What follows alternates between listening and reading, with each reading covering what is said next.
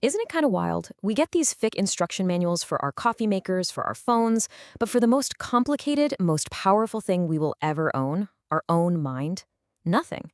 Well, consider this your missing user manual. We're going to dive in and figure out how our emotions actually work, and more importantly, how you can finally get your hands on the controls. So let me just start with a question that really gets to the heart of it all. When it comes to your feelings, do you feel like you're the one in the driver's seat? Or do you feel more like a passenger, just kind of getting thrown around by every twist and turn? Look, if you answered passenger, you are in very, very good company. Most of us feel like we're just being tossed around by these big, mysterious waves of emotion, totally powerless to stop them. It feels true, but you know what? It doesn't have to be your reality. Okay, so why is this so hard? Well, to get that, we need to look at a fundamental glitch that's baked right into our own survival hardware. Here's the absolute core of the issue. Your brain's #1 priority is not to make you happy. Nope. Its main job, hardwired into it over millions of years, is just to keep you alive. And this creates something called a negativity bias, which means your brain is basically a 24/7 threat detection machine. And this right here perfectly explains the problem we all face. Our ancient caveman brain literally cannot tell the difference between a real life or death threat, like a saber-toothed tiger, and a modern non-lethal threat, like a mean comment online or a critical email from your boss. The exact same panic alarms go off, flooding your system with stress and emotional pain, even when you're perfectly safe. It's like running ancient software on a brand new computer. Now, because our brain is so obsessed with avoiding bad stuff, it tricks us into chasing happiness in all the wrong ways. And this brings us to what I like to call the great happiness myth.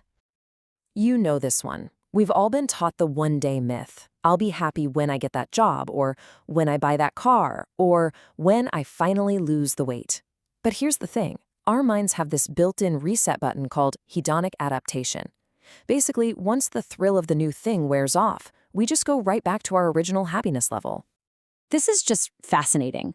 A famous study from 1978 really drives this home. They looked at two groups of people who had these massive life changes, people who won the lottery and people who were in accidents that left them paraplegic. And what did they find?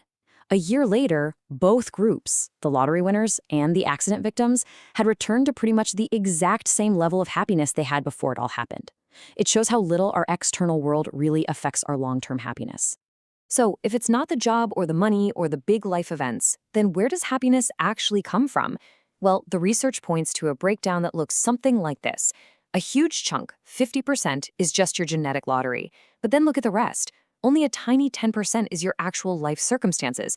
And that leaves a massive 40% that comes from your internal state, your thoughts, your actions, your mindset. That 40%, that is where all your power is. Okay, so if 40% of our happiness is actually up to us, how do we start taking control? It all starts with understanding how a simple, random thought gets supercharged into a powerful emotion. It's not magic, it turns out. It's a formula, a 3-part formula. See, a really strong emotion, whether it's anger or sadness or anxiety, doesn't just appear out of nowhere. It's not something that happens to you. It's the final product of a 3-step mental process where we, usually without even realizing it, grab a harmless thought and give it a ton of power. So here's how it works. Let's use an example. Step 1, interpretation. Your boss sends you an email that just says, "Need to see you." Your brain immediately interprets that neutral event to mean, "Uh-oh, I'm in big trouble." Step 2, identification. You then fuse with that thought, making it part of your identity. It becomes, "I'm a screw-up." And then step 3, repetition. You just play that story, "I'm in trouble, I'm a screw-up," on a loop in your head all day long. And boom, that's how a simple email creates a whole afternoon of anxiety. Understanding that formula is a game changer. But what about when you're right in the middle of feeling awful? What can you do in the heat of the moment? Well, for that, let's open up our emotional first aid kit. Believe it or not, the fastest way to change your emotional state is to change your physical state. Amazing research from social psychologist Cuddy shows that your body language doesn't just reflect how you feel, it can actually cause you to feel a certain way. I mean, just look at these numbers. It's incredible. If you stand in a high-power pose, think Superman or Wonder Woman, hands on your hips, chest out, for just 2 minutes, you can boost testosterone, your confidence hormone, by 25%. And you'll drop your stress hormone, cortisol, by 10%. And the opposite happens when you hunch over in a low-power pose. This isn't just in your head. It's a real chemical change happening in your body. And hey, beyond just striking a pose, there are a bunch of other quick resets you can use anytime. Seriously, never underestimate the power of a good night's sleep, or just stopping to take a few slow, deep breaths. You can put on a song that gets you fired up, or even just go for a 5-minute walk. Heck, even just tidying up the clutter on your desk can give you a surprising little mood boost. Okay, so those are the quick fixes, the first aid. But if we want real, lasting change, we have to go deeper. We have to become the editor of our own inner story. This is maybe the most important takeaway of all. It's never the event itself, the traffic jam, the canceled plans, that short email from your boss that makes you suffer. It is always your interpretation of the event. It's the story that you tell yourself about what that thing means. I love this quote. Reality in itself can never be upsetting. It's so true. Reality is just neutral. Rain is just water falling from the sky. It's only our story that rain on a weekend is bad that creates the disappointment.